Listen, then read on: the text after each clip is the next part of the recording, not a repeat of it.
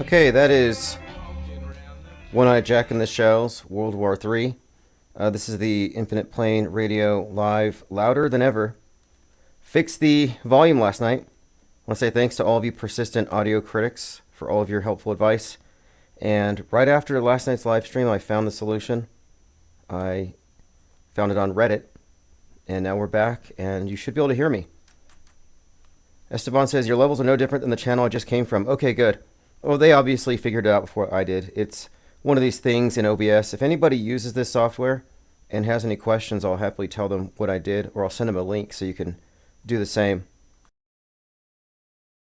The conspiracy to silence us is very multifaceted, including this tech stuff. Because it wasn't like that before. When I first started live streaming, it was loud. And then it just went kind of progressively lower. And Skype gradually screwed up their whole thing. Google Hangouts was destroyed. YouTube was messed up from the perspective of they destroyed the search functions, rendering it useless to anybody who wants to figure out what's really going on. All right, joined by Esteban, X322, Dinah South, Reverse History.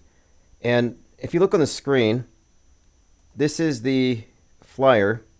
Oh, you know what? I didn't send out the live stream notifications. So if you're subscribed to the newsletter, I think Patreon got it, but if you're subscribed to the newsletter, you're going to get live, louder than ever before, notification in your inbox. Just look at the email and click the first link. Joined by Patricia Steer. Well, I think we should give everyone a little more time to show up, so let's just go ahead and go over this. The IPS presents Autohoax Con number 2. And this will take place on October the 26th, 2024, from 12 to 5. And right now, I'm seeking content creators. This is open to podcasts, videos, art, or music. And if you want to speak and present some content to the audience and engage in a Q&A, just contact me here. You can just use the QR code or go to insider.online for any sort of contact with me regarding this.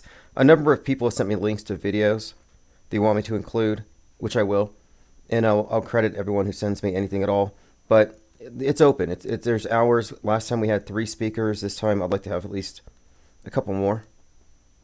And the concept of this is to introduce this third branch of media that exists outside of the controlled dialectic of mainstream and alternative, a position that's not platformed, that's not even acknowledged. The people who say Trump was shot by the deep state, they're alternative. They haven't figured it out yet. They're still kind of 1 foot in, 1 foot out. And we don't want them. They're welcome as audiences, but as far as presenters go, everything has to come from the off-world stage perspective. Joined by K-Wace and Armin Ree, thank you for joining. And also, on this next one, we're going to have a few other improvements. For example, each of the sections will be uploaded separately. We want to really get this information around. And it's not like we're doing proselytizing or outreach to people who don't have a clue, but rather, I think what we're trying to do is be more accessible to mainstream truthers who are in this cul-de-sac and they don't know it. Phones are open, 505-510-4226. I got an interesting comment from someone today I want to reference. And he was describing to me how difficult it is to convey this stuff to the normies in his life. And I've made my opinions pretty clear on what I think about proselytizing and reaching Normieville. And my point is you let the blue pillars dream, and the red pillars who are in this nightmare state, at least they're accessible. At least they're searching. So let me go ahead and bring up the comment. Okay, so this was from James Osman, frequent commenter here. He said, this is Deprogrammed Truther. I'm a father, grandfather, and I've realized how I've been misled through MSM and Trutherville eras. Not trying to be funny, but looking to create some kind of 12-step program to get credibility back with my family. They listened to me and believed me for years, but now that I've seen through my own bullcrap, I don't have the same credibility at home. Right. You got to undo. I explained to them the same as before, but it falls on deaf ears now. Example. I showed most of my family members the evidence accumulated before the first Trump shooting, and it didn't mean anything to any of them. No credibility anymore. I've rooted out belief and I have knowledge now, but this is useless if they don't believe me. Looking for advice, maybe somebody to put this together as a presentation. So a 12-step program, this kind of makes sense, and I did recommend that he check out Rick Ross, the cult deprogrammer, who has, and I posted a link to one of his videos on our server, because we are talking about a cult mindset. And one of the things about it, though, is that someone has to want to exit the cult. I don't think you can remove them from it. And I don't even think it's possible to reach people in the MSM box from this off-world stage perspective because they don't have any sort of framework to contextualize the information. They're totally submerged in the sea of irrelevance. And I think the way to approach this is to approach those who've already become skeptical to some degree. And in this case, it would be alt media. Alt media are the only people who are reachable. Mainstreamers are not. So my best advice is don't alienate the normies in your life. And a couple of other things here. So as far as credibility, like they don't believe me anymore. Yeah, you shouldn't want them to believe you. They should believe, or rather know how to find out what the truth is on their own. If you're still trying to be a source, or you're trying to replace the mainstream source, that's what alt media did. And that's a different type of media consumption. I would describe main and alt as passively consuming, as in their beaks are open for Big Brother to masticate the food and spit it in their mouths like little baby birds. And I kind of think it's better to get away from the habit of needing things to be spoon-fed. And this implies that the people that we're trying to wake up, they have to seek on their own. You're not going to wake up believers. And they're not going to believe you because you're not coming from the big screen. So if you're addressing people who view the screen as an opinion, you have to recall that this screen, the screened version of reality, takes precedence over their own perceptions. They believe everything. So you're looking at a religious cult, and it's not hyperbole to say so, it is a global doomsday cult. And if you believe the science, we are in the end times. So if you ever try to convert somebody out of their religion, then you'll understand what you're up against.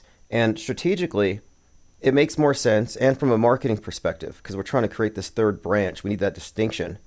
So strategically, it makes a lot more sense to focus on the people who've already begun to question these things on their own, and then they find themselves in that cul-de-sac, that pit, the alt media box, which is a subset of mainstream. But again, they're not closer to the truth, they're actually further from it. However, at least they're looking. They've risen above the apathy that typifies Normieville. So it makes more sense to focus on them. I'm not going to squander my attention and resources and time on non-thinkers, which is what believers are. And I don't think it's possible to convey the off-world stage perspective to somebody who's under MSM mediation. It just simply is not. You're dealing with superstitious minds and very compartmentalized minds. There's a philosophical crisis that we're confronting. And that's why I say what we're doing is not ideological, it's not political, but it's philosophical. So the only people you can reach are MSM Plus, and they will resist you. Remember how often we got pushed back on by chemtrailers and stuff. And in my opinion, most people are ego-driven, incurious, and arrogant, and often too self-centered to see the big picture. They can't admit they're wrong. And you have to start off by admitting, yeah, I have been misled. I was wrong about 95% of the stuff I thought I knew for sure. So if you look at any 12-step program, I think it begins when the person takes responsibility, they hit rock bottom. And the people who've hit rock bottom, the people who've reached a dead end with their present understanding of things with the mainstream, go alternative. So they have somewhat broken free and they're reachable. So in principle, I'm against converting believers. I think we need to just, again, focus on those who have the situational awareness to have seen through it on their own. You wouldn't walk into a church and argue with people and try to disabuse them of their faith. Not only will they disregard you, but they'll probably become further entrenched. So at this stage, I don't believe there's any point to confronting that when there are so many people who've already figured out enough and can be reached. And the people that you can't reach right now are conformists. And as the parallel media grows, many of these conformists will feel safer exiting the big box. So I'm just taking the path of least resistance here, which I think it makes the most sense from a lot of different angles here. And the reason why they don't get it is they don't understand what media is. They don't understand that there is no meaningful distinction between mainstream news and the entertainment, all of which is part of the same worldview monopoly. I would argue that there's only one government, and it's, quote, global. And the news media, the government, the entertainment, these are all just basically departments within the big mind control operation. It is mind control. So the type of people you're trying to reach won't look in your direction until you have 10,000 people behind you, and then they're going to switch overnight. Easy converts, but it's premature. You can call them moral cowards or apathetic, whatever, but again, let them catch up on their own. My best advice out of principle and practicality is let's not proselytize to the incurious. But we are providing answers for people who are looking, and that's the whole point of Autohoax Con. Okay, catching up on comments. Joined by Autohoaxer, Dwayne Garrett. Nicotrama says, trying to convert someone out of their religion. It is a good analogy if you recognize that Gnostology, or the scientific paradigm, is a new religion. Its priesthood is the scientific priesthood, a priesthood of that reinforces the model, which isn't always the territory.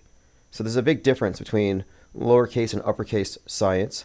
And then they have God constructs. Atheists believe in this very scary war god that we call the atom bomb, which is fake. It's a construct, but atheists believe in it.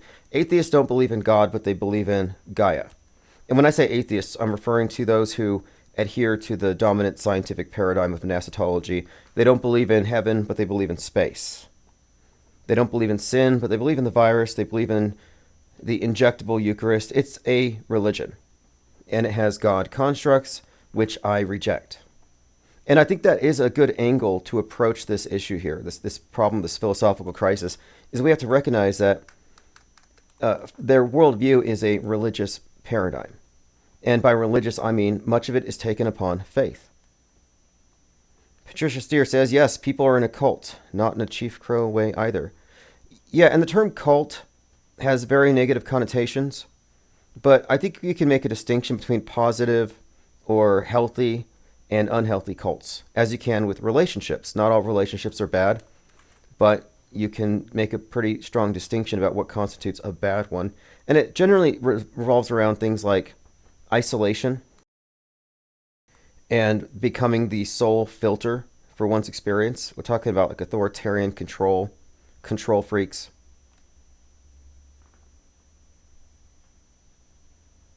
Okay, reverse history says, efficient strategy targeting those who have looked beyond the status quo. Yeah, see, I think there's a vacuum. I think there's a huge vacuum where atheism would belong, because atheism today has been repurposed and it's become a way of adopting the scientific paradigm. Look at Richard Dawkins. You know, he believes in all the God constructs. And his reasoning and his rationale for believing these things is the same that religious believers use for believing in their superstitions. So these are just modern replacements. It's a template thing. But additionally, I think there's a vacuum where, I mean, this is like just where skepticism would be. And it's not platformed. But in addition to that, I think objectivism, this philosophical outlook codified by Ayn Rand, it was never quite successful. It never became a real thing because it was always filtered through mainstream media. It was always put through the false model. So it's not a stretch to say that we are the only objectivists in the world. And I'm taking the approach that what we're attempting to do here is inject a great deal of skepticism, objectivism, and a rejection of these God constructs, a form of applied atheism, into the model. The Incompletist says, Tay-Tim, the sound is great. Bank International Settlement seems to be a controlling hand. Feel free to post links to anything you're referencing. Okay, let's move on. I want to go through my... There's quite a lot with that third assassination attempt yesterday. Apparently that's not what it was. It's been totally misrepresented. It was not an assassin. The guy was arrested. It seems like it might have been a psyop. Not quite sure. But here's a video of the assassin, would-be assassin, hanging out with Ivan Raiklin. Now, Ivan Raiklin is this goblin-looking individual. Raw took a really bad picture of him. Very unflattering. I don't know if that's tobacco in his mouth. And he's got his fingers up like a couple of devil horns. But here he is talking about how if they shoot Trump, they've got to think ahead the next 15 moves. They got to have a list of people so they can retaliate. This is something that's been talked about for some time. War games, basically their next 15 moves. I got 30 moves ahead of it. Again, I'm doing worst case scenario, and if worst case scenario doesn't happen, we win, right? But I'm always planning for the worst case scenario that they can do both within their legal authority, and beyond of what they're capable of. So Now, I'm just pointing this out that there's been a lot of predictive programming for this Trump thing. Everybody was calling it out before it happened, and a lot of it was internal. And they're setting the expectations for the people on the right. And then I came across something else, too. I've been suggesting for some time we're going to see the Turner Diaries, where the Tower of Babel falls, leave the world behind, white noise, the Tower of Babel being the West, megalopolis.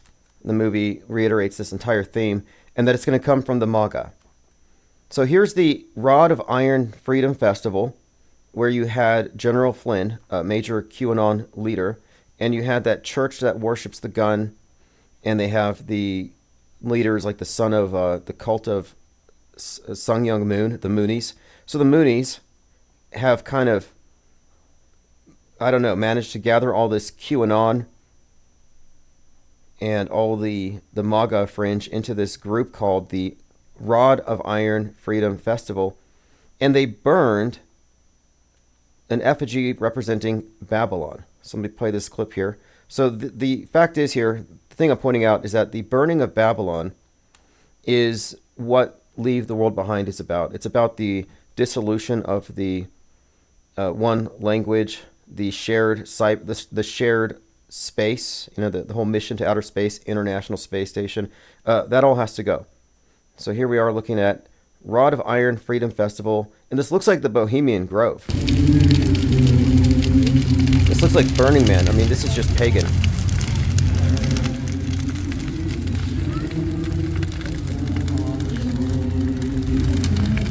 Now they're moaning Amazing Grace. They're not singing it. They're moaning Amazing Grace around this big fire, and they're all wearing their red MAGA hats.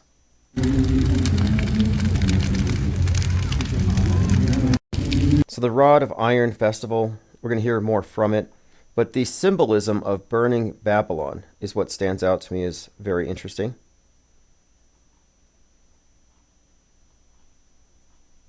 And if you want to call in on any of those topics, they are open.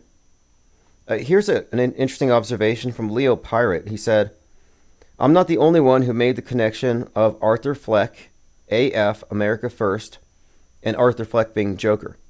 On my past streams, I pointed out how, in the first Joker, Arthur's stand-up comedy is mocked on Robert De Niro's late-night talk show. Psyops imitate art." So we've been talking about Nick Fuentes as being this incel Joker type who's really mad right now because nothing's going his way. He's mad at Trump. And Trump gave him a chance. He had dinner with Trump when he was Ye's campaign manager. But there's a parallel here where Nick Fuentes is being mocked on TV by Stephen Colbert. Mar-a-Lago with Kanye West. Now, we know the dinner also included Holocaust denier Nick Fuentes. I can't imagine having dinner with someone so disgusting. And you have no idea which of those three guys I'm talking about. Okay, now Nick Fuentes, Ye's campaign manager, America First, AF-16. He was there on 16 at the Capitol, yelling through a megaphone for his followers, the Groypers, the frog people, to run inside of the Capitol. He has not gone to jail for that because he's a Fed. He's an instigator. And I think right now he's representing grievance politics, far fringe right, the kind of which would motivate nuking Seattle or something, right out of the Turner Diaries. So that's where we're going. Now, there's something else here that's notable. So I was looking at this Vem Miller. Vem Miller was the guy that was accused of wanting to kill Trump at Coachella, who happens to be a good friend of Mindy Robinson. Mindy Robinson is likely a fed, a plant, and what she does is she promotes the idea that people really died at the Harvest Festival. Now, the story doesn't add up because it was a poorly performed psyop like they all are, but her contention is that it was done by the deep state using a black helicopter. And I call her out on her lies. She's blocked me a few times, then she unblocks me because she's probably spying on me, but I've been trolling her lately, just saying, nobody died at this event. And she has people in her comments doing damage control. But she is a close friend and business partner with Vem Miller. Now, here's what she says. Vem had just exposed a deep state cover-up involving feds and the Bundy Ranch scandal, so I firmly believe this is 100% some kind of setup and retribution for exposing it. So what is the Bundy Ranch thing? So the Bundy Ranch thing, I think, is where we get into this anti-government sentiment, which is huge right now if you look at the stuff with FEMA, which we'll get to. So the Bundy standoff 2014 armed confrontation between supporters of Cliven Bundy and law enforcement following a decades-long dispute with the BLM having to do with grazing fees. So this is one of these intransigent, thick-headed sovereign citizens or something, some anti-government nut. And this is all a setup. We recently talked about the movie Rebel Ridge, which I think is a reference to Ruby Ridge, and it has to do with a one-man war against a racist police department. So there's a theme building up here. And then Trump kicks off his campaign in Waco. We've talked about all these various Waco scenarios, like, for example, on 4/19, Waco's anniversary, Trump's in court, and the guy sets himself on fire outside, like Dave Koresh was on fire. Trump kicked off his campaign in Waco the day after Netflix released Waco, American Apocalypse. So this is part of the story. And they were raided by the ATF over 1.6 million rounds. 1.6, January 6th, and this is where Alex Jones got his start. So here we have, I think, another Waco brewing. North Carolina hurricane recovery team relocated amid threat of armed militia. Hurricane Helen, federal emergency workers were told to evacuate Rutherford County. Government emergency workers in the U.S. responding to devastation were relocated because of an armed militia that posed a threat. Likely feds, likely instigators, but this is the news, and I've been hearing this on a lot of leftist podcasts that chemtrail theorists have now evolved, they've become more extreme, and now they're threatening the weatherman for causing hurricanes. And now they're also going after FEMA, which is not new. One of the first conspiracy theories I debunked was FEMA coffins. If you still believe in FEMA coffins, those are called burial vaults, and they use them so that in cemeteries, the earth doesn't collapse when the coffin and implode on the coffin, but rather it protects the coffin and it protects the grounds. Okay, so yeah, Vem Miller, Ivan Raikland on the Alex Jones Show spoke about the benefits of assassinating Trump. They've been hyping this up. They want it to happen. Did you see Trump today? He's like, I think it was, someone said, get up for this man. He had to stand up for some veteran or something, or some wife whose husband had died. He's at this rally, and he says, I'm having a hard time getting up ever since I was shot. This is Trump. I'm like, shot? You got your ear pierced. At worst. But, yeah, he grudgingly got up on his feet to honor some deceased supporter. He's in his Biff Tannen phase. He doesn't care. And lest we forget, the ear wound was predicted with specificity in the Atlantic, the very location where his ear was clipped. I would have had a little more respect for Trump as a crisis actor if he had the tip of his ear surgically removed. But he did not. He didn't even bother with fake stitching or any kind of cosmetics, nothing. But The Atlantic predicted it. And then you had Time, where Trump is in trouble in the sandpit. There's a red flag behind him. And of course, this came out on 9/11, had suggested on some level that somebody knew that there would be an assassin at the golf course. So that's only 2 attempts. I don't think we can count today's.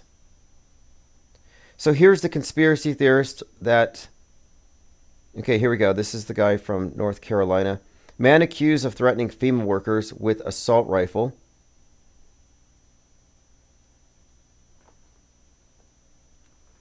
Man accused of threatening FEMA workers with assault rifle in North Carolina.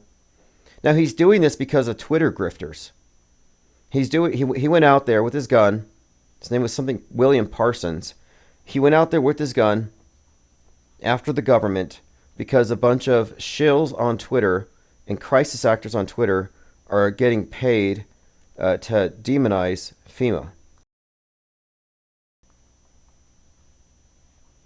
All right, here is Roger Stone with the would-be assassin. What do you all make of this? Was it meant to be a convincing psyop and it got busted? Like last year at the same time, it was all about fake swattings. Now it's about fake assassinations.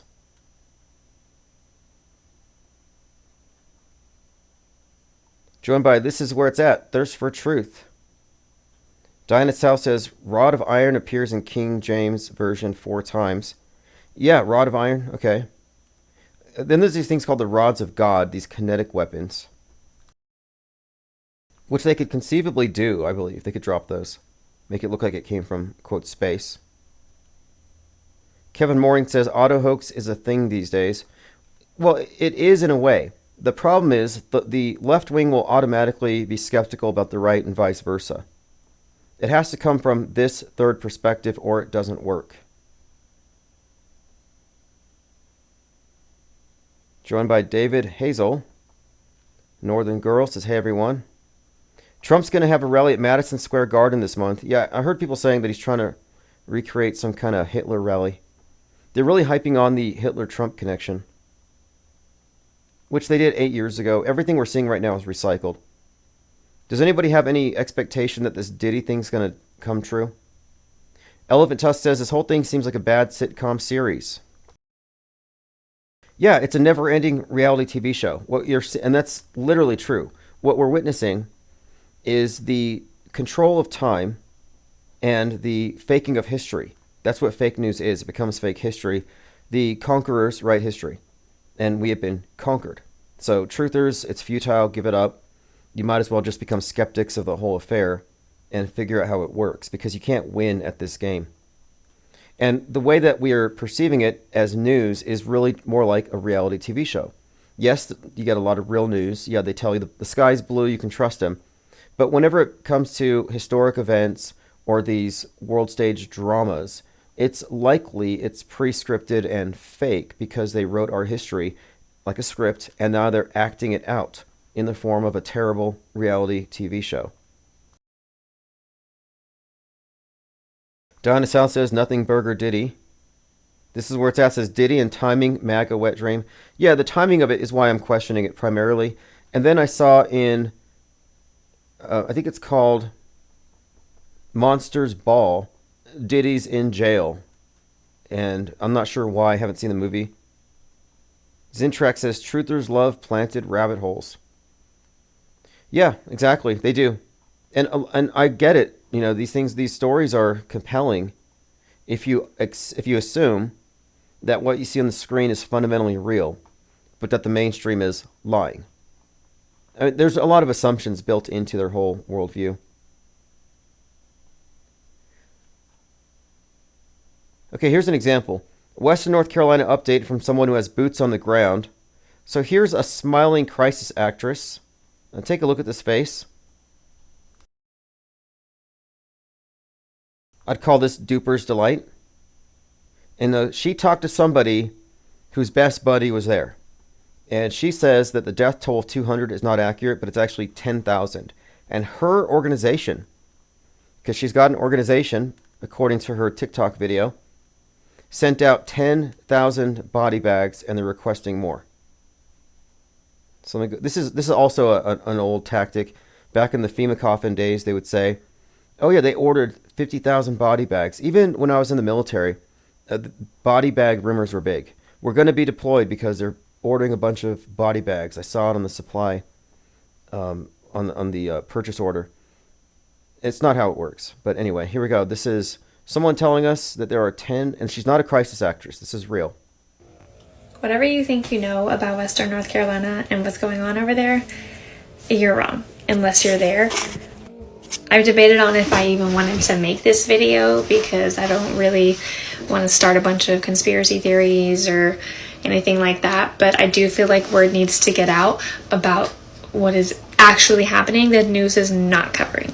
Okay, obviously this is a sales pitch, multiple takes, and what she finally gets down to is that there are 10,000 or more bodies and the government's hiding it. Driving around and they're scared to ask for help. We've lost 2 Hispanic children to hypothermia in our community this week because they didn't know that help was out there for them. How much are they getting paid?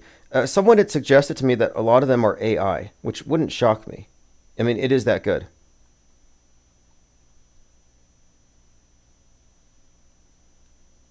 Kevin Mooring says, during COVID, body bags was a thing. Yeah, and the trucks filled up with bodies were a thing. You could hear the trucks, which, you know, and I have some firsthand information that debunks how those things, how they misrepresented the empty hospital thing. Like for example, you see the reefer trucks, you assume it's full of bodies and that the hospital's full. Well, no, it's likely that they shut off the internal morgues and use the external one. So they just made it public. Yeah, let's see what's on her shirt. Is it like crowds on demand? Okay, the cow who thinks he's a horse. That's what her shirt says. Okay. I just said crisis actor. Let's see if anybody agrees with me. Most of the people here are auto believers. They believe this stuff. Okay, Tim, check out your inbox. Okay, great. I'm still waiting on Stu Peters to reach out to me, but he did agree he wants to come on the show. Kevin Mooring says, did you see where Trump used Kubrick's Full Metal Jacket in his rally video? Now Kubrick's daughter says her late father would have backed Trump. Now that's funny. Vivian Kubrick, Scientologist. Full Metal Jacket, the subtext, Joker is JFK. He has the target on the side of his head. That's how I knew that Trump was going to get shot with a 45-47 is. I said that's a Kubrick tie-in, the Joker helmet. And Kubrick's daughter says her late father would have backed Trump. Yeah, her late father directed the Trump headshot. Her late father directed Apollo 11, the JFK assassination. Large parts of 2020, Kubrick was part of that. Not the only director. I mean, it would be incomplete to say Stanley Kubrick faked the moon landing. No, the PSYOP Entertainment Complex recruited him among many others. And there's plenty of examples we could point to, but it's more than just one person. Slick Rick says volume is louder than ever. Yeah, we fixed it last night. Zintrax says, remember the boat hospitals. Yeah, I remember for sure that there was this constant theme of mass graves, boats with bodies all over them, white hats in tunnels fighting the black hats. And the QAnoners spread a lot of the stuff back then. And it's not so different from saying Hell's Angels are on their way to Aurora to fight the Venezuelan gangs. We're seeing a lot of the same QAnon-like tactics, but they're not flaunting the whole Q thing. They're trying to hide the crazy. And I spell crazy with a Q. This is an interesting post. The cult that Mike Flynn had a... Oh yeah, this is the cult. So Mike Flynn had the Trump group, the MAGAs, chanting this prayer to the Archangel Michael, which is normal. It's normal for people in politics, for Republicans gathering together to try to conjure angels. But this is it. This is called the Ascended Master K17. I am one of heaven's gentlemen, of Saint Germain's dearest and best friends. So this is something from the I Am Temple. It was this, actually it's called the Church Universal Triumphant. And the Church Universal Triumphant believed that there is this war between the Black Brotherhood and the White Brotherhood. And this is brought back with the Q movement, with the white hats versus black hats. And just like the Q movement has all kinds of celebrities that they say fake died and are helping them from behind the scenes, this is what the Church Universal Triumphant is fundamentally about. The so-called Ascended Masters, those who have left the earthly plane mostly, but they stick around to help fight the black hats. So this is an example of just how the Q movement is a mashup of many different cults.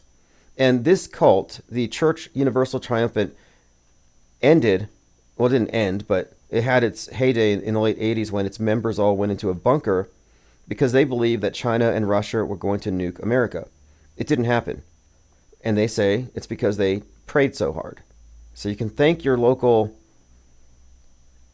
Universal Triumphant cultist for saving the world. They take credit for it. But here she is in 1984, Elizabeth Clare Prophet, chanting the prayer to the angels of the seven rays. And then here's also Michael Flynn chanting the same, and the QAnoners are taking the pledge. The I am presence, I am here, O God, and I am the instrument of those sevenfold rays and archangels. We are your instrument of those sevenfold rays and all your archangels. Now, this is not from the Bible. This is from Elizabeth Clare Prophet, and that is her real name. Yeah, they actually do. They channel angels. All of them. And I will not retreat. I will take my stand. I will not fear to speak, and I will be the instrument of God's will. And they channel the Ascended Masters. And I think this cult, which is likely a government construct, I think a lot of this was brought into the Q movement, where they're not really channeling in the usual sense, but they're using chants, 4chan, 8chan, to talk to this secret Ascended Master behind the scenes, the white hat. It's sort of a politicized version of the same story. But they're conjuring the Archangel Michael, and here's Flynn's people. Again, these are Magas. We will not retreat. We will stand our ground. We will not fear to speak. We will be the instrument of your will.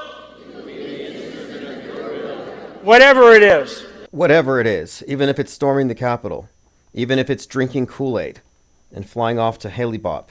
I mean, this is insane.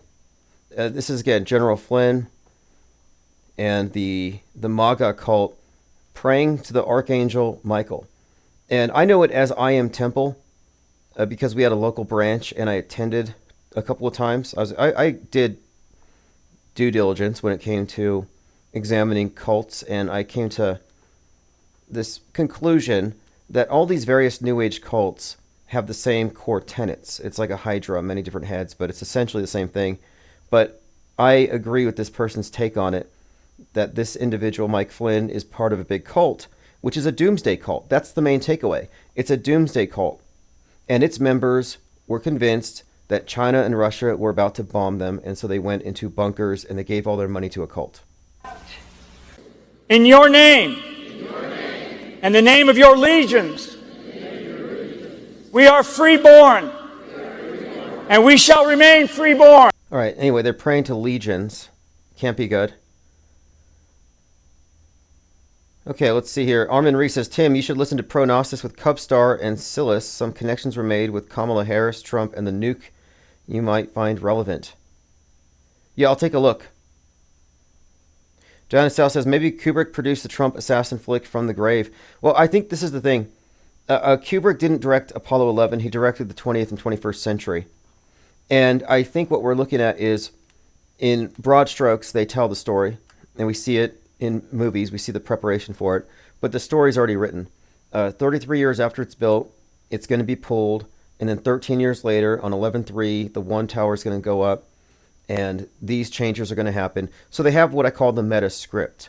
And I think he's one of the chief meta scripters. Like he probably wrote down 8:46 a.m. as Mercury's rising, first plane hits. 77 minutes after taking off, Flight 77 hits the 77-foot tall building called the Pentagon. Building 7 burns for 7 hours and then falls in its own footprint in 7 seconds. I mean, when you get into it, it has all the hallmarks of being scripted and fake and staged, but somebody had to write it. And that's what we're interested in. That's what we're often doing, is we're trying to find out who wrote it. Who are the meta scripters? And we have a pretty good idea. Elephant Tusk says Michael is actually Satan's brother.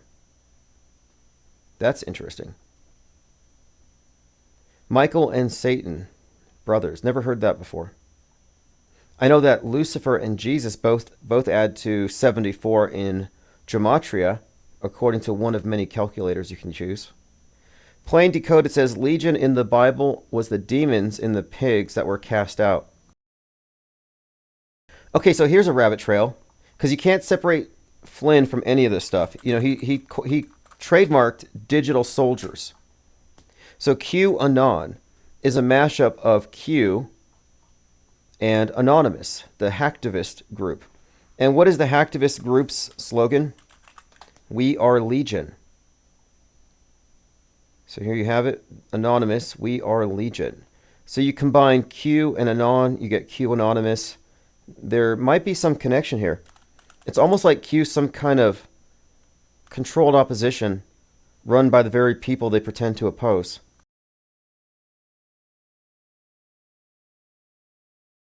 And a literalist said Santa is Satan's brother. I think there might be something to it. I've heard a few things like this. Although I think they might be conflating Krampus with Satan. But there is something to it. The Megalopolis movie had a celebration of Saturnalia where Elvis performed, and he sang Donald Trump's inauguration song while wrapped in an American flag.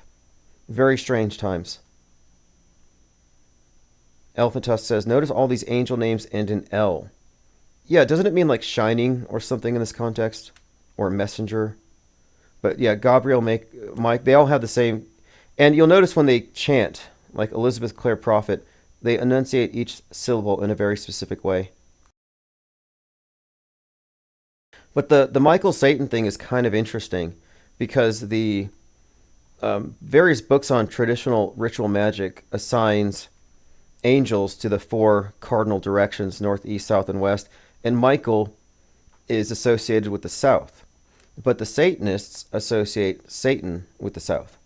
And I noticed that the left-hand path and the right-hand path, as in like Wicca, Satan, New Age, and the darker stuff, their rituals are similar in structure, but they just swap out the names. So it doesn't make a difference, in other words. So if they're doing group magic in that stadium there, they might just as well be invoking Satan. Not that I believe in Satan literally. I'm just saying that it doesn't make a difference. Even if you read their literature, it's interchangeable. So here's a post from They're Already Here on Twitter I found today to be interesting. Just a few little clues. So we're looking at a close-up. This is from The Shining. So a lot of people figured out that The Shining has predictive programming for Apollo 11. No, not predictive. It's actually after the fact. That The Shining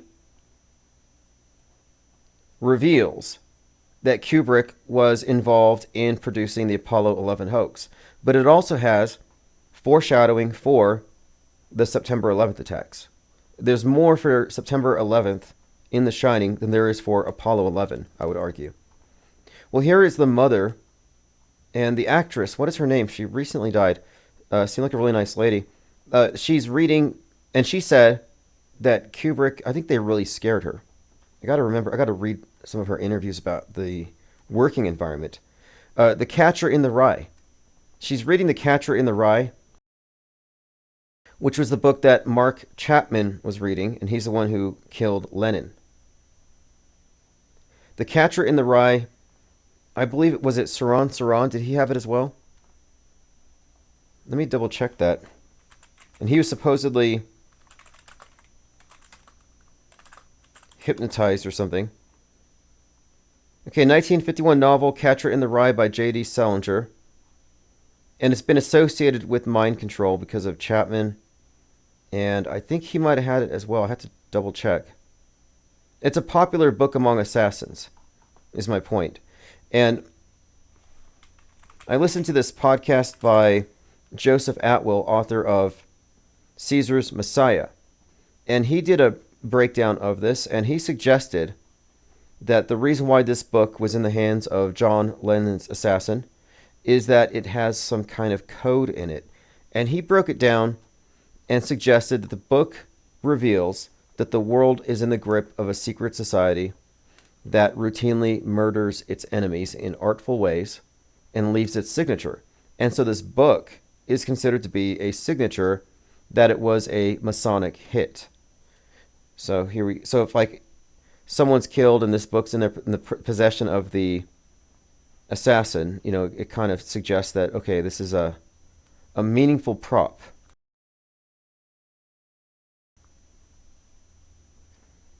John Hinckley Jr. was inspired by Taxi Driver, and some said that Oswald was inspired by the Frank Sinatra film Suddenly and the Manchurian Candidate. So the idea of predictive programming is not new. They've been using it since the very beginning because it's always been about news bending. News has always been fake. Phoniness is the most famous expression from Catcher in the Rye. Interesting tidbit there. The use of the word phoniness. So now this goes one level deeper because it's in the movie The Shining, and Stanley Kubrick, in all likelihood, shot JFK. It wasn't Oswald, and it was a movie. So here you have another level of it, phoniness, the assassin's signature in a Kubrick film.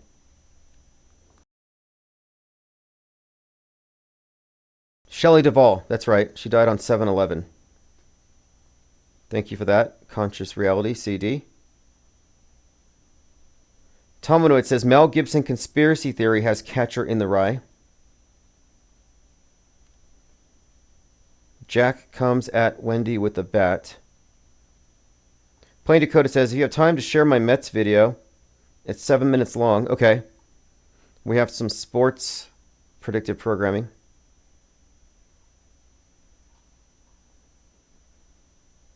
Now, the movie The Shining is, you know, it's Kubrick. But it's long been the subject of speculation that, yeah, Stanley Kubrick wanted to tell us that he felt bad for tricking us. He was compromised. Like he's like one of us. No. That is not the point. This was not a reveal. And Stephen King wrote the book The Shining, and the sequel, Dr. Sleep, features a character who predicts 9/11, further solidifying The Shining 9/11 predictive programming connections.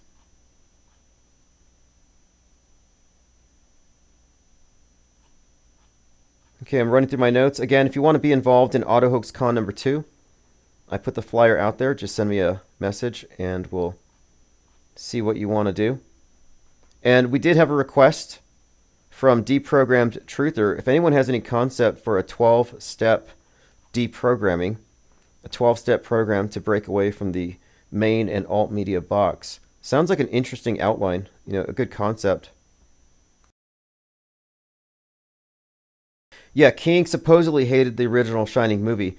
The points of interest are where the movie diverged from the book, where there was an ulterior message, something else that wasn't from King's version put into it. Yeah, so Joe Rogan follows me on Twitter. I don't know why.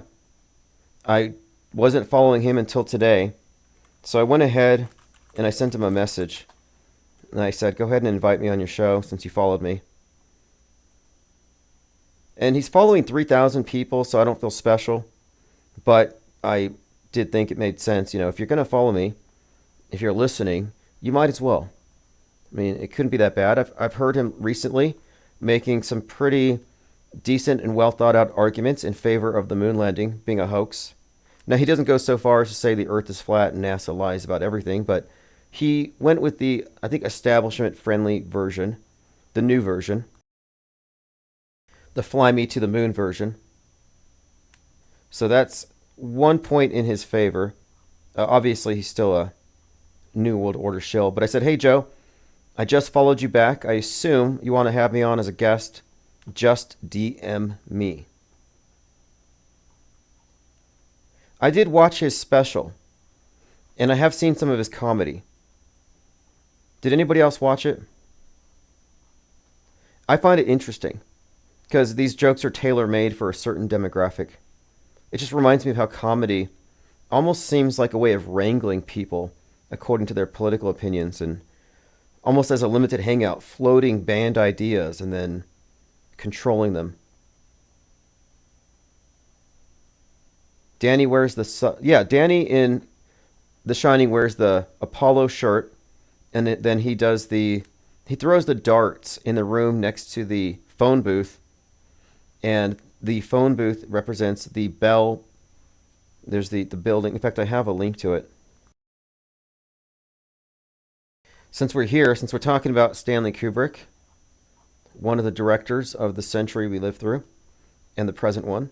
So the last, I would say since the 60s, maybe since Dr. Strangelove came out, and on that day, Kennedy died.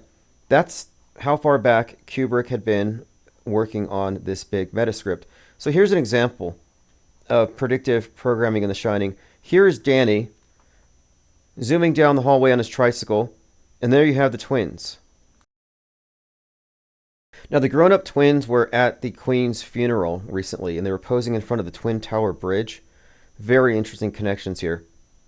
So he sees them psychically ripped apart on the ground, fireman's axe, and an upside-down chair. Blood everywhere.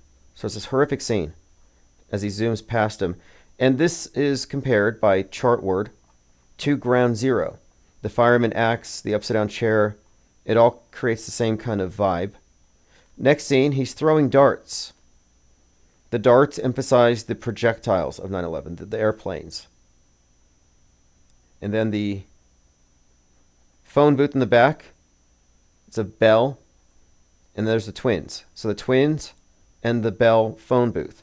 So how does this connect? Next to the Twin Towers, you have the Bell telephone tower. So he's throwing darts past by the twin girls who have just been depicted as dead on the ground, adjacent to this phone booth. So this is just another one of these connections. And I have many more as we go down the line here, just kind of reinforcing that The Shining has foreshadowing in many different scenes. And this is also worth noting, the Millennium Hilton Hotel.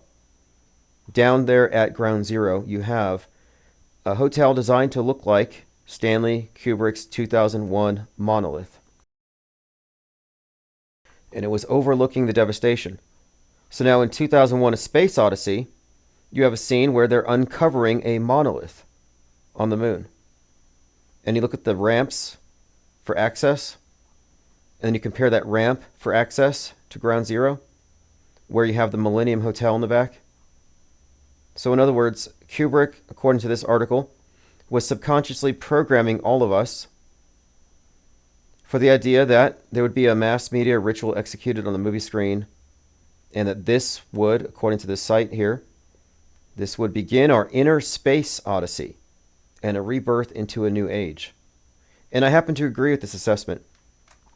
Like the moon landing, and these are all Kubrick things, the moon landing, 9/11, 2020, these things all synchronized mankind, put us all on the same sheet. Here's another example, iconic image of Flight 175 speeding towards the South Tower. Now, 2001 Space Odyssey, you have a space plane approaching the twin-wheeled space station. Interesting connection there. And Dr. Strangelove, low-level attack mission, rogue airplane. Looks like the Pentagon. There's plenty more here, just scratching the surface. Stanley Kubrick, it would be erroneous and misleading to say that he got co-opted to help NASA fake the moon landing. No, it's much bigger than that. And by the way, Fly Me to the Moon had multiple references to Kubrick. There's even a bit of foreshadowing in Full Metal Jacket. And that's a whole other breakdown, but Full Metal Jacket is Joker is JFK. Tremendous amount of dust created by the collapse of the Twin Towers necessitated that the first responders wear protective masks. So he connects the masks to Eyes Wide Shut. And this article came out before 2020. And I think we could even add the masks and the concept of Eyes Wide Shut when it comes to propaganda, the censorship agenda. I think it's all tied in here. And the Clockwork Orange image that I often have on the screen kind of reiterates all of this, that the subconscious has just been eyes wide shut, and they have been downloading all this imagery into our collective psyche for our entire lives. And this is MK Ultra writ large. They just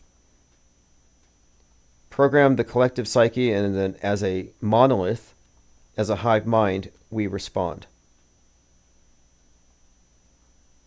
Another remarkable aspect of the staged event is the way it, quote, looked like something out of a movie. Prior to September 11th, Hollywood released Godzilla, Armageddon, Deep Impact, Independence Day, all featuring elaborate special effects showing iconic buildings such as the WTC being destroyed. 2001 contained groundbreaking special effects by Kubrick, and he got his Oscar Academy Award for Visual Effects. So this answers the question of fakeability. And anything they can fake in the movies, they can fake in the news. It is that simple. They do it all the time.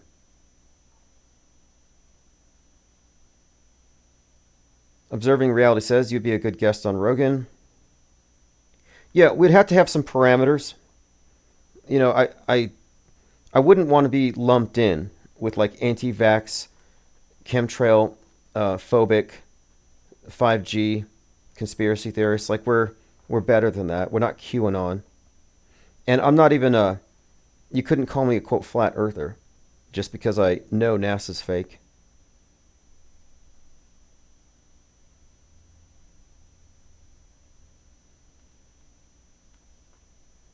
Elephant Tusk says, I believe I understand the whole twin symbolism and what it references. I would be interested to hear your take on the meaning of the Twin Towers sinking. I have a few different interpretations. One of it, I think that it correlates to the sinking of the Titanic as a metaphor for the death of the West. And that the Twin Towers is the second part of this, but that it's a story told over time. Megalopolis hinted at this. Even in the trailer, it said that empires don't fall overnight, and you know that it takes a long time. And then when it's when people cease believing in the empire. And I kind of think that the space station and the one world unity it represents, that's the next part that has to fall.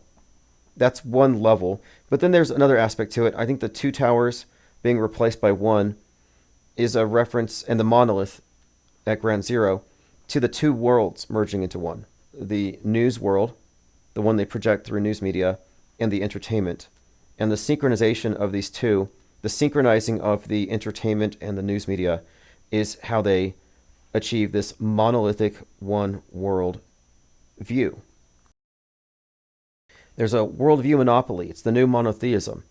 It's the world as curated by Big Brother. And we're all agreeing upon Big Brother's version of events just by default. And the truthers know something's up, so they add on to it. They look for more information, not knowing they're being spoon-fed alternative fakery.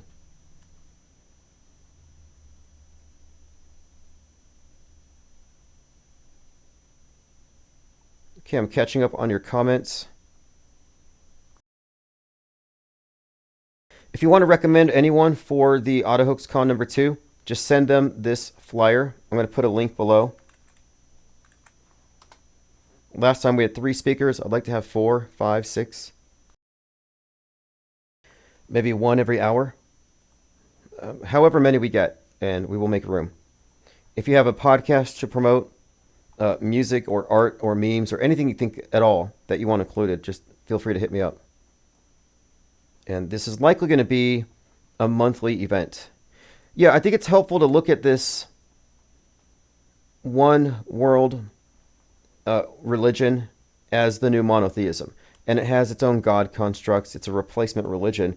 But by monotheism, I mean it's like the one agreed upon state-sanctioned version of reality that everyone abides by. Okay, let's see here. So we already talked about the armed man arrested near Trump rally. That was a huge nothing burger.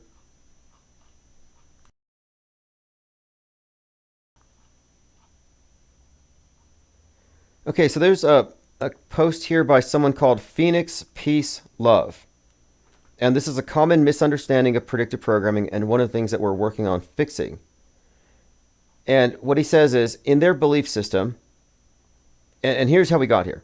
He's showing a video of Justin Bieber hanging out with P. Diddy and how it seems like it was foreshadowed in The Simpsons. So this is an example of predictive programming. It's a TikToker and he's making a bunch of dumb faces. He's not the victim. He's just reacting to these coincidences. Okay, just a ridiculous TikTok theme song. So you're looking at here, there's P. Diddy, there's Bart. Bart's given a mic, he gets a record deal, he's performing, and now they're comparing Bart and the White Party to Diddy's White Party. And it goes on and on for 2 minutes. Was the Simpsons connection to Diddy's prophetic or what? And this is posted by Juanita Broderick.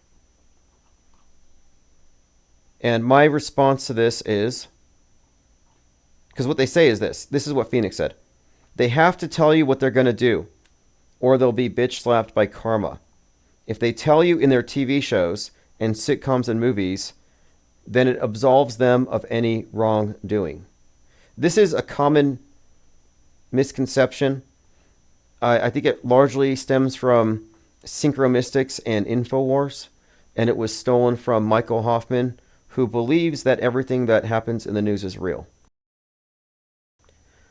That's one of his flaws, but other than that, his research is impeccable. But the issue here is they're claiming that in order to get a pass from so-called karma, which doesn't exist in the way they're describing, that the bad guys tell us what they're going to do in the future, and somehow they're able to get away with it. Well, it doesn't really work that way. It's a silly explanation.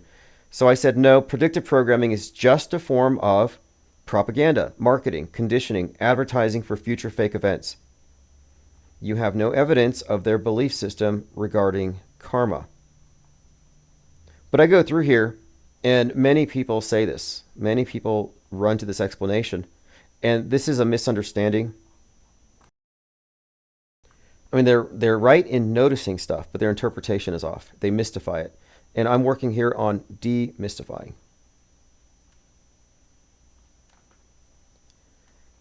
Now take a look at this. A lot of people are talking about the Baron Trump Time Traveler book, and they're referencing the author Ingersoll Lockwood, how he looks just like the guy that did the Cyber Symposium. So if you remember, the Cyber Symposium had this guy in front of the American flag, disheveled hair, beard. He looks like the author Ingersoll Lockwood, who wrote those Baron Trump Time Traveler books. So people thought he was a time traveler. Others thought he was JFK Jr., but they all thought he's some kind of magic character who's come into the world to save us from the deep state. And let me bring up an image of Ingersoll Lockwood, because this is not a coincidence. I'm just showing you how they're messing with the heads of the truthers. They're leading them down these trails.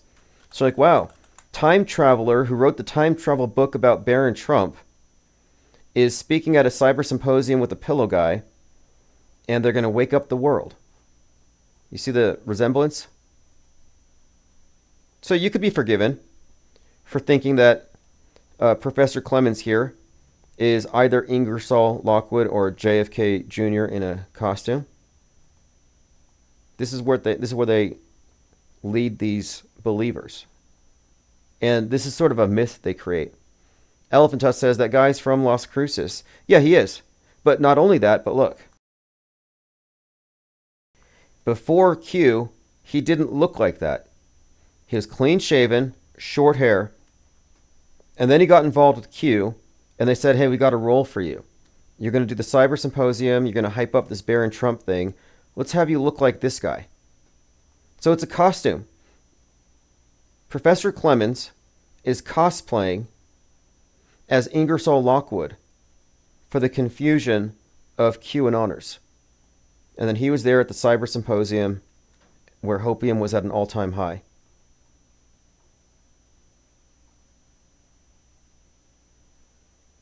General Michael Flynn was asked if he would stand at the head of a military tribunal at the Rod of Iron Freedom event. And what you had to endure. Is there any chance that should the election go in a positive result, you would get your rank reinstated and sit at the head of a military tribunal to not only drain the swamp, but imprison the swamp, and on a few occasions, execute the swamp? So people cheer and laugh when he says, execute the swamp. And of course, General Flynn says, LOL, yes. I speak to around this country, and for years now, for the last 4 years. He doesn't even shy away from it. He doesn't play it down very much. But yeah, General Michael Flynn did say he would sit at the head of a military tribunal to drain the swamp, imprison the swamp, and on some occasions execute the swamp. Little bloodthirsty there.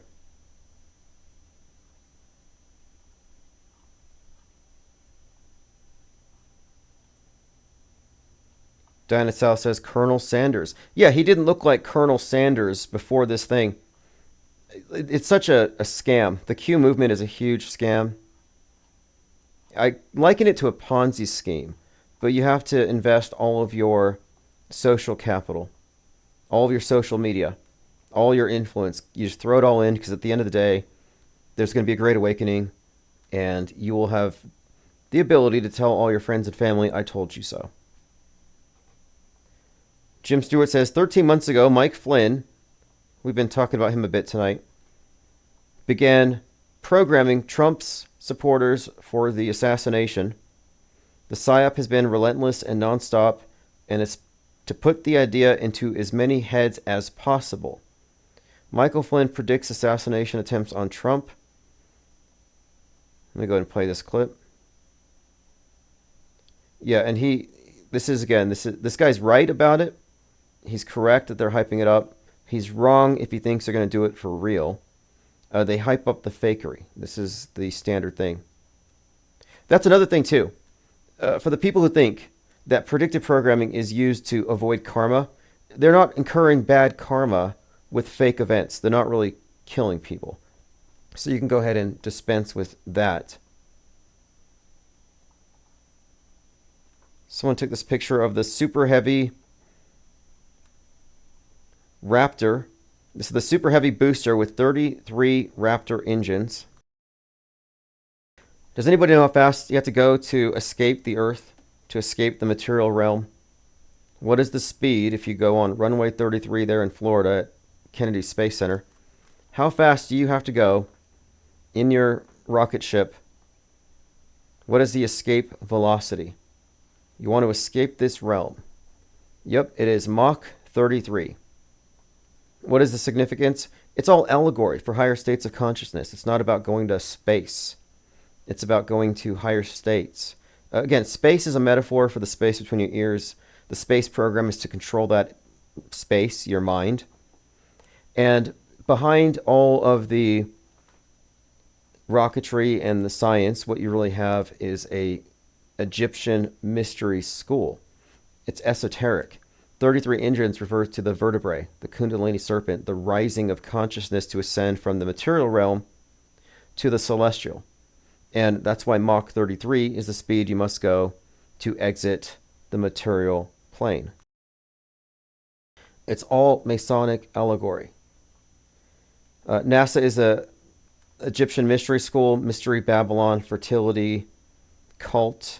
It's basically nature worship. And it has a priesthood that seems to understand something about consciousness and reincarnation.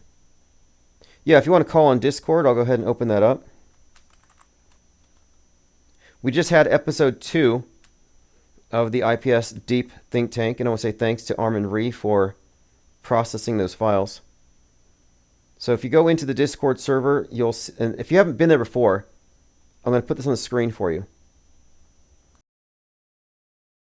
So you go into the Discord server and you hit IPS voice chat. That's simple. You just click there, and when you want to talk, unmute your mic. Very simple. So if you're not in America, if you can't call, hey, what's up, Armin Ree? Hey, thanks again for processing the episode 2. Hey, no problem. No problem. Okay, I advised you or suggested that you listen to the prognosis episode with Cubstar because it has some connections, but I can actually talk about the connections over here, saving time from everyone. Of course, you can still listen.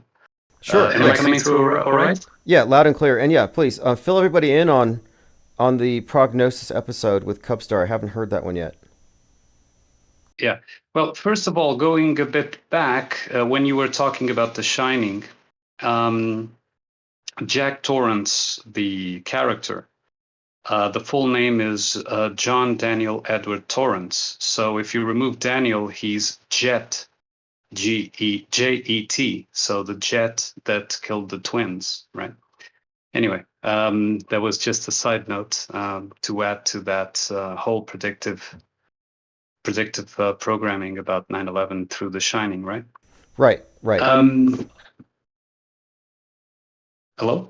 Yeah, actually, I'm sorry. I was just muted for a second there. Yeah, that's likely they're intentional. I mean, there's nothing in any Kubrick flick that is unintentional. Recently, I was looking at the whole orange tang, the whole orange juice thing, which is a huge clue in all these things because they sent tang into space. But yes, you're right. If there's anything in Kubrick's films, it likely has a meaning to it. So I'll look into that, but I didn't know that was Jack Torrance's name. All work make no play, make Jack a dull boy. Yeah. And he's always been the caretaker there. That's the final message. He even appears in the photographs. Anyway, moving forward. So one of the things, this is all, credits to Cubstar. Remember when I showed you that 2 of the main stars in Andromeda were the name of Kamala Harris backwards, right?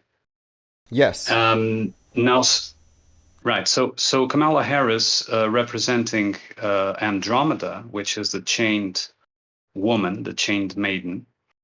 Now, Cubstar filled in that myth further. And what he said was Andromeda was the daughter of Cassiopeia, who is usually associated also with Athena, which is the goddess of civilization. So we could consider this the West or, the civilized world. And she voluntarily offered herself as a sacrifice to the Kraken or Cetus, which would be Trump, to save the civilization, in this case, to save the kingdom, right? Athena. Now, another interest. Okay, Athena is and this might be relevant. She's the patron of Odysseus in the Odyssey. She's sort of his guide. She takes and she likes him because he's crafty and all that, and she appears to him.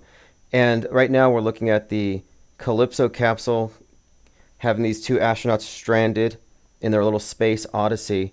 So I've been kind of on the lookout for any kind of connections to the Odyssey as it might pertain to this Boeing mission, which has kind of gone awry.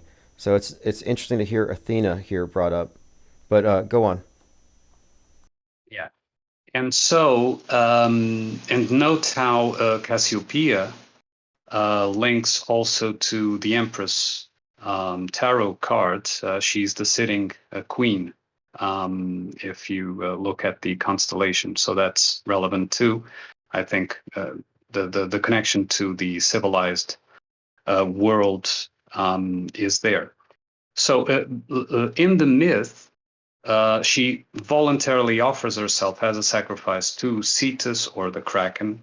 The two names are for the same thing, which, as you know, has been linked with Trump, right?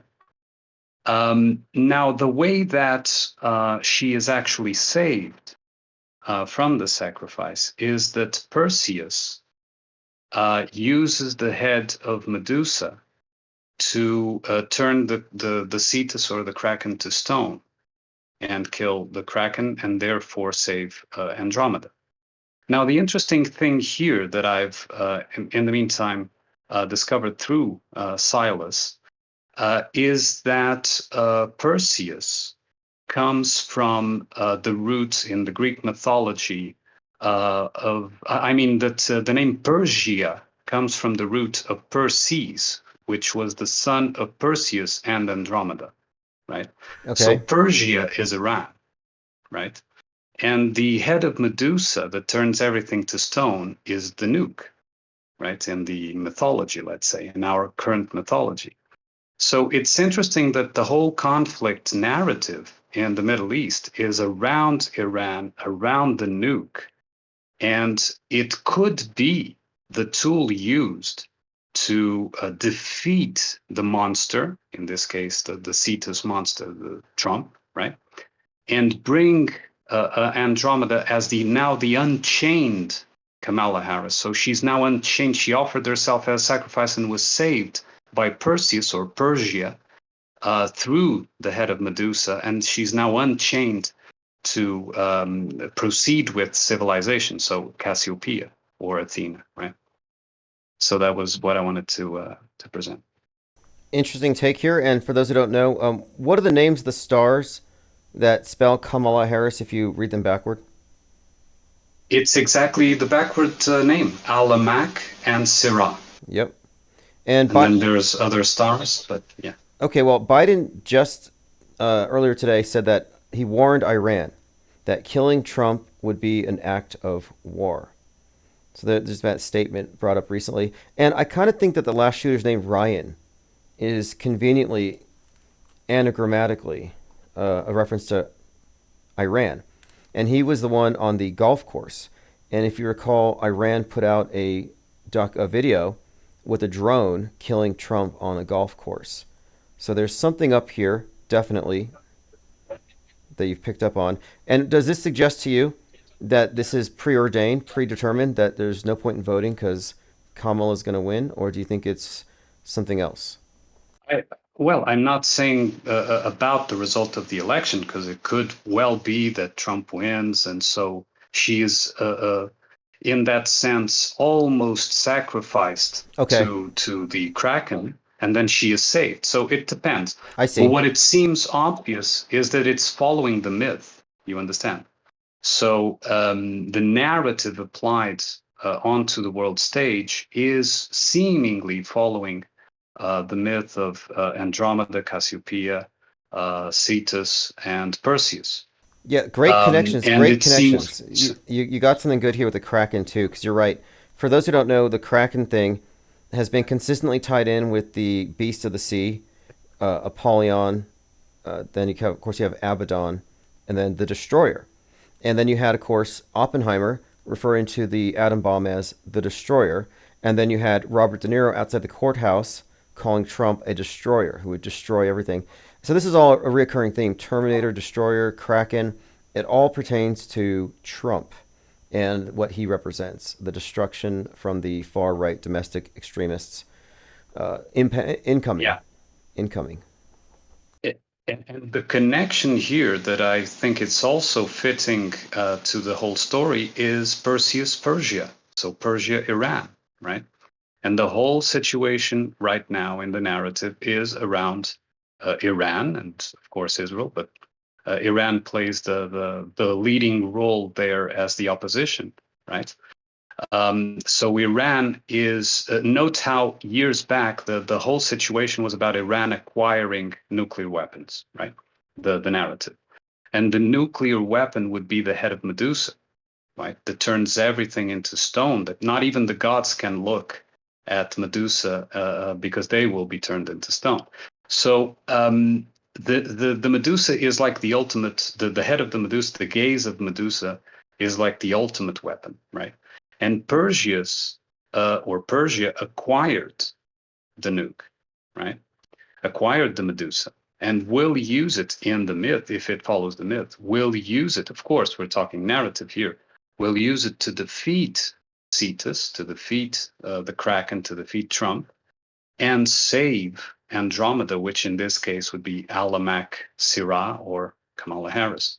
That would probably be brought forth as the unchained now. Now she's no longer under the shadow of Biden or under the shadow of Trump or under, it's like the released woman in that sense that will take the seat of her mother Athena, right? Her mother Cassiopeia or Athena, right? Well, from a So that's predictive programming standpoint, you have the movie Civil War, where Trump's in office and there's a war over it. And then you have a character who I think represents Kamala Harris who has to take him out. And then you have the DMZ, another movie where it's a civil war, and you have this Kamala. So she's a very important character, whether she wins or not. And if it's contested, then she won to her people. So this could also work. I think it could work out either way. I happen to think, based on World Wrestling Entertainment, that MAGA wins. Because if you remember, it was Umaga beat Kamala. And Kamala, the wrestler, his real last name happens to be Harris. So it's written in the Metascript, and it's reflected throughout that she is a player here. Even if she doesn't win, I think it still works if we're talking about a schism. And one more thing. Anytime the Kraken has been mentioned, it's always been referencing, I think, this schism, the Kraken, everything, the left-right paradigm designed to eventually reach some kind of crescendo. And I think the Kraken references like the fault line possibly in Seattle, but it's phonetically the sound the name Kraken it means multiple things in addition to possibly yes. some kind of weapon. Yes, and note also, if I may, in the narrative, there has been, 2, maybe 3, whatever you want to consider this last one, attempts on the Kraken, on Trump, right? And so Trump is seemingly indestructible. He can't be killed by normal weapons because he has the armor of God or whatever that the QAnon propagates around him, right? But he can only be destroyed by the head of Medusa in the myth, right? So he can only be taken out by, in this case, a nuke that removes him from, how that will play out. Of course, we're speculating here. But the main character that applies the head of Medusa is Perseus or Persia, which is now involved heavily in the game. Has been for years, but now particularly involved in the geopolitical game. They're being scapegoated in advance for this. And Isabel Ann said, Medusa is Algol. The Mars-Jupiter conjunction before Trump's ear piercing was on Algol. So she had mentioned this that day in the chat. She said, this particular star is in this place, and it would be, I guess, it would make sense for this to be the time that they pull the trigger. And shortly after that, as in like 5 minutes later, Trump gets his head wound. And Let's Go says, Kamala is constantly talking about being unburdened. Maybe meaning unchained. Yes, the chains. Yeah. Good observation there. I agree. The chains. Yeah. All right. Well, overall, very interesting observations here, and I'm definitely looking closely at this one here because I do think we can make correlations here between the zodiac, the myths, as well as the contemporary movies for guessing, or not guessing, but reading what's in store for the next major plot twist, the next scene. Yeah, exactly. And this seems to be very, very relevant to what is concurrently being applied on the world stage. So I decided it would be better just to present it over here. Well, feel free to post a link. Post a link to that podcast, and I'll be sure to share it. Okay. So I appreciate you calling in and filling us in on this, and we'll look forward to listening to the podcast. Thanks again. Okay, we'll stay in touch. See you. I see Rabbit87 Point 7 is in the voice chat. Were you just listening in, or did you have something to comment on? Going once, going twice. All right, phones are still open, 505-510-4226. Donald Trump compared to Hitler after vowing to invoke 1700s law used to justify Japanese internment camps. Alien Enemies Act of 1798. Interesting. I just kind of noted this one because you have to see how illegal aliens and extraterrestrial aliens are both enemies of the far right. They're anti-aliens. They don't care if you're from Mars or Mexico. I'm like, that's not a coincidence. They've taken xenophobia to a whole new level. Immortal L says, great caller. Oh, yes, and he's going to be a speaker at the next Autohoax Con, so you do want... And that one's going to be live. I mean, I am going to have a Zoom for those who want to participate, but it is going to be live, so no one's going to miss it. The Incomplete says, what's happening with Beetlejuice? I thought Trump was playing that character in... Oh, interesting. Yeah, I saw something with the star Beetlejuice earlier this year, and in the movie, Trump does make an appearance. He's just sort of walking through the waiting room in the netherworld in a gold suit, and it has the American flag lapel pin. It's undeniably him.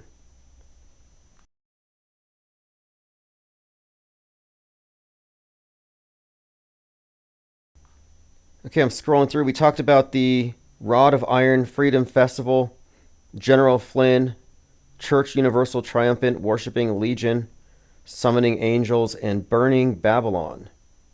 Great way to spend the weekend. Talked a bit about phoniness, Catcher in the Rye, Stanley Kubrick, and Vivian Kubrick, who's a Scientologist, which is interesting considering, of course, Tom Cruise, and Eyes Wide Shut, which came out on the day JFK Jr. died. So you look at Kubrick, Dr. Strangelove comes out 11/22/63. JFK dies. Eyes Wide Shut, his final movie, comes out. JFK Jr. dies. The timing of his movie releases are clues. And there's a clue in the movie Eyes Wide Shut that would suggest that Kubrick wasn't dead, that he faked his death. Now, obviously, he's not alive now. He'd be too old. Unless he has a med bed, like JFK. But, in reality, he likely retired from the public at that time and maybe devoted his time and attention to his magnum opus, which is, of course, 9/11.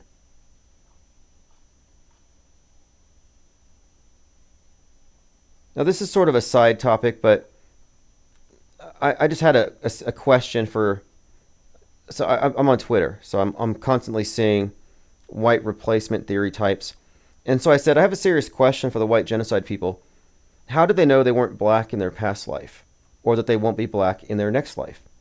Because that entire worldview of some kind of racial purity or ethnofascism rests upon intra-racial reincarnation. It's a built-in presumption. It wouldn't make sense otherwise. If we're not reincarnating in the same, quote, race every single life, then none of their arguments matter or make any sense. You can't really defend it. And I'm just noting there's a lot of this type of rhetoric, and there's one individual who said, something about our ancestors, and I'm like, I don't know. Not really sure.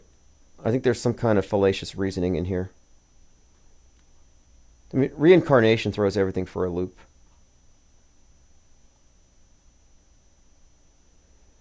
Okay, let's move on here. Phones are open, 505-510-4226. Another day, another fake assassination attempt. We talked about Moonies and the Rod of Iron cult. Tons of crisis actors. And look, this is Lord Loomer saying, the people in Appalachia should not comply with FEMA. Well, then don't take the $750. This is a matter of survival. Do not comply with FEMA.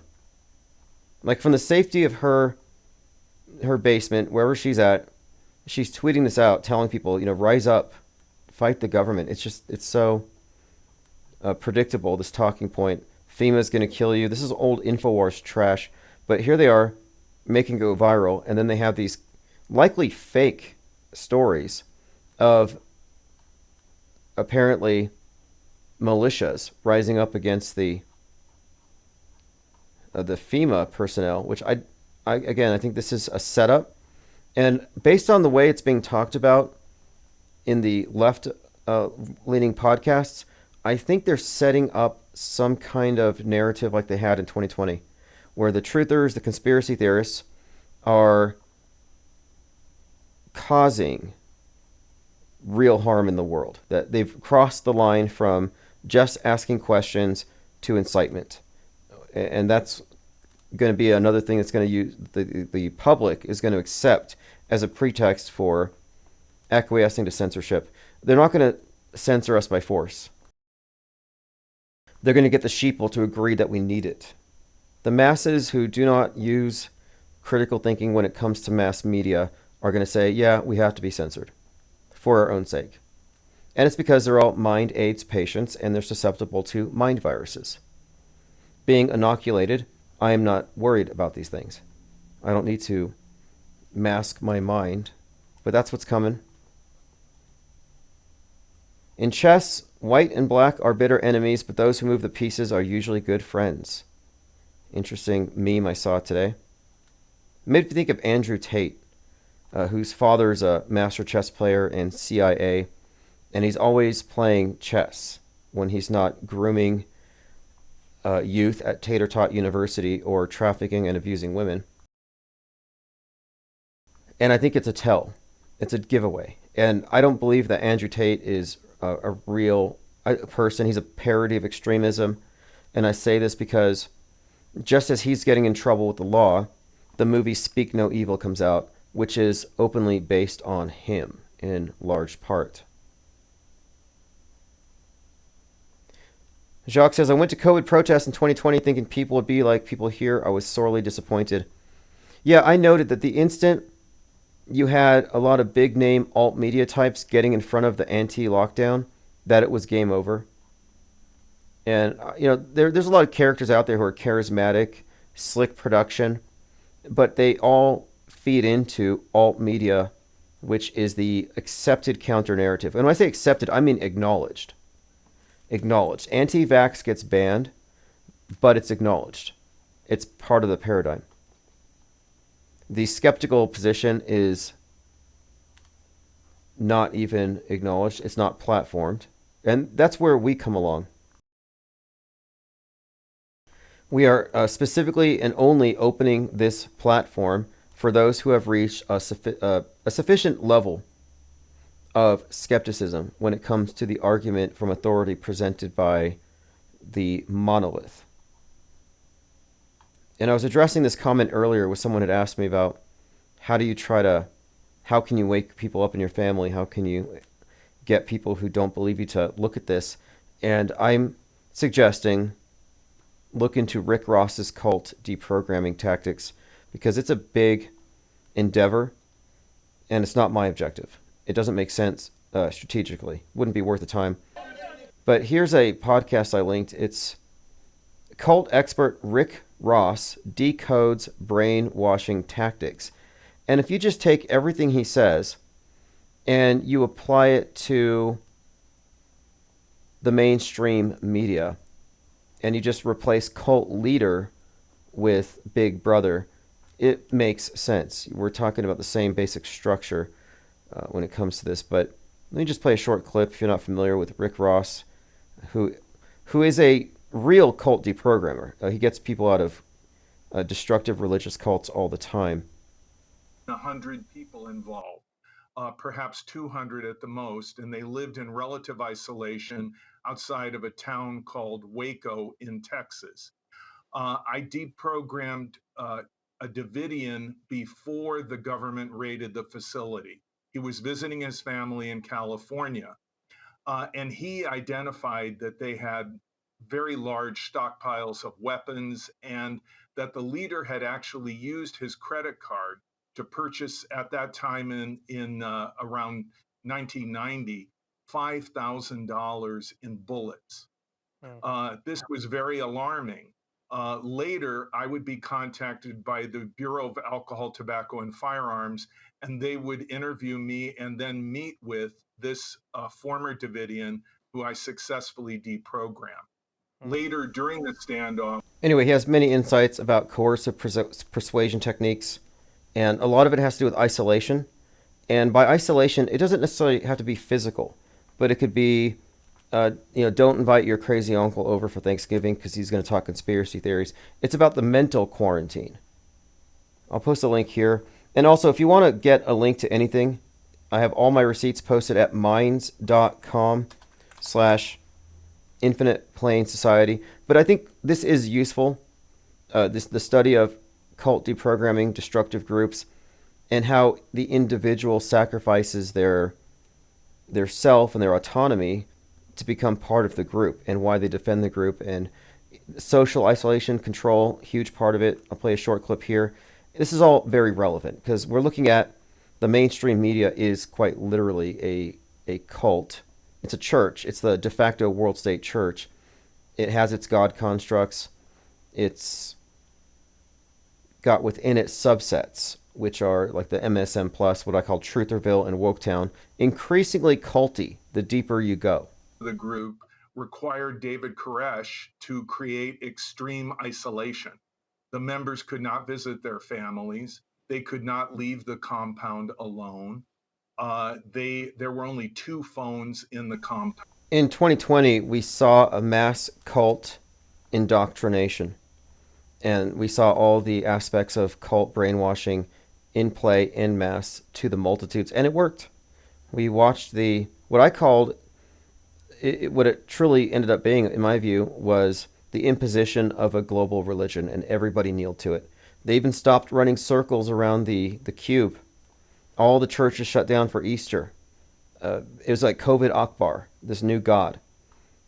Well, Gaia is the God construct. COVID is like the devil that the atheists believe in, who brings the sin. And of course, virus is a modern iteration of the concept of sin.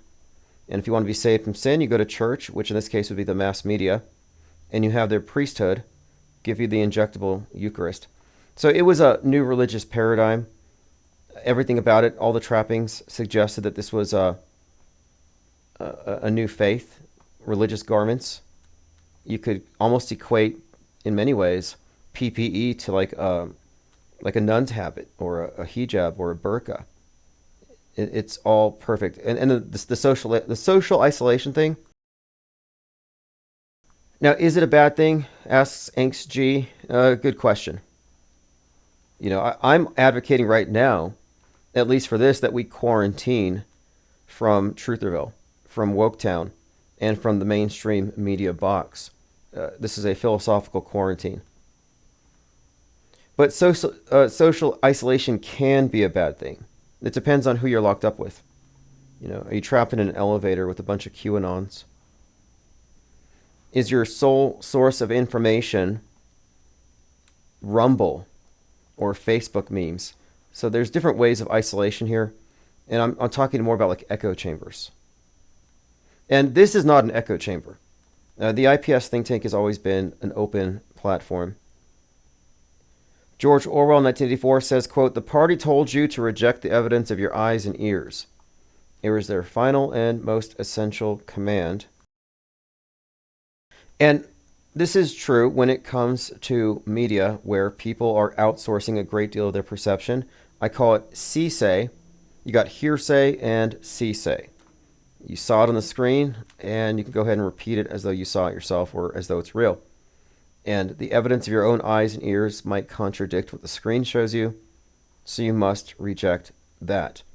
This is an article from the Nebraska Examiner, just bemoaning the destruction wrought by misinformation and conspiracy theories and how it's affecting disaster recovery. It says, quote, "We are well beyond alternative facts, weapons of mass destruction." Now, I'd said a couple years ago that WMDs, weapons of mass destruction, are going to be replaced by mis, and disinformation. Mind viruses, which carry misinformation, making these things into basically mind virus epidemics. So well beyond alternative facts, weapons of mass destruction, garden variety online rumors, one might wonder, do we as consumers of information bear any responsibility in the rising sea of deceit? Or are we complicit when we shrug, shake our heads, or write commentaries and move on? Very well put. Rising sea of deceit. And that's why I typify what we're doing here as a raft. You know, penguins, when they get on the water, they form a raft. And we're living in, or atop right now, the sea of irrelevance, a time where there's so much information you can't parse it all. Nobody's fact-checking, and it's just a flood, a nonstop flood. There's not enough time in the day to go through every news story. So if you don't have a methodology for sifting through it, you're going to be lost. You're going to be like Mark Cuban, whining about how now that the peasants can buy blue checks, I don't know who to follow. I think it's safer to auto-hoax the news, to become the arbiter over what you believe, to not outsource something so important.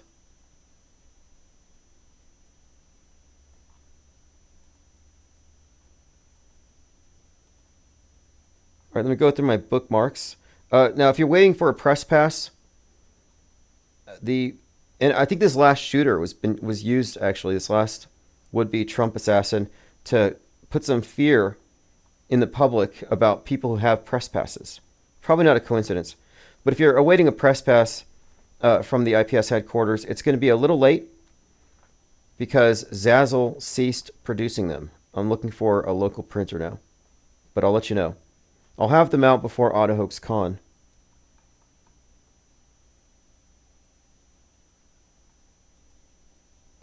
I put a link to the flyer, so if you want to check that out, if you know anybody who might want to join us, whether as an attendee or as a speaker, or if there's somebody you want me to recommend or invite to speak at Autohoax Con, just send me a message, and I'm going to be organizing that the rest of this week. And as we get more information, as we have more guests confirming, I'll promote it.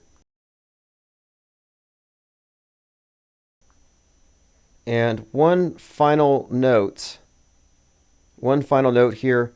If you get on the newsletter now at ips.monster, you're going to get a link to the next episode of IPS Deep Think Tank, which is a group chat. And we just did 2 so far. It's going to be 2 per week. You don't want to miss the next one. And yes, I'm going to invite Cubstar, as Armin Rhee has suggested. Elephant Tusk says, don't let the press pass fall into the wrong hands. Yeah, I'm very well aware of it, of the attempts that we might see to co-opt.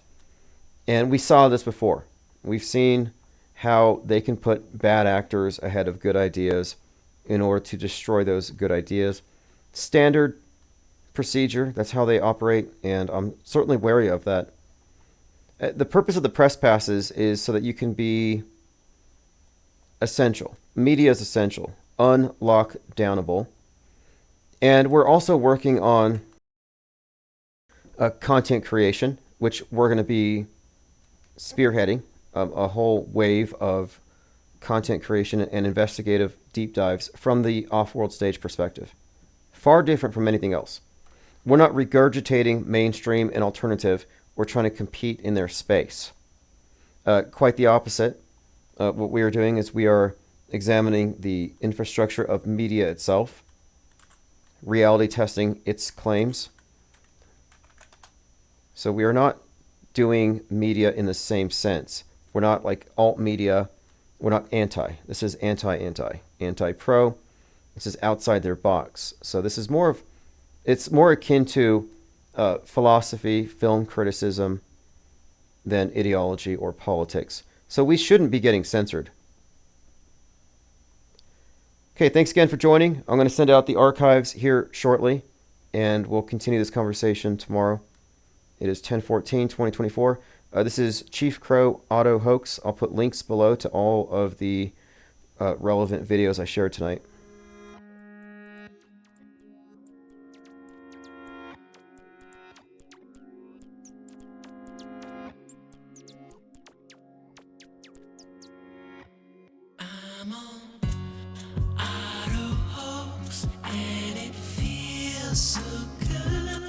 And thanks again one more time to all of you persistent, I'm not going to say complainers, but critics, constructive critics, who walked me through fixing the volume. It's definitely a lot louder. I checked it out, so thanks again for that. Have a great evening.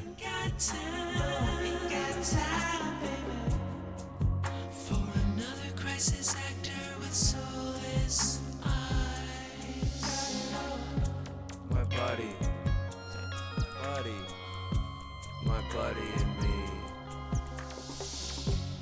Telecommunications Act of 1996. 96, y'all. Gonna filter your eyes and scrub your mind. The weatherman, he's just another bad joke. You can be a doomed little donkey like Eeyore. I'm gonna be on Autohoax, and it feels so good. You just auto-believe everything like I knew that you would. In my dream, you know I ain't got time, baby, for another crisis actor with soulless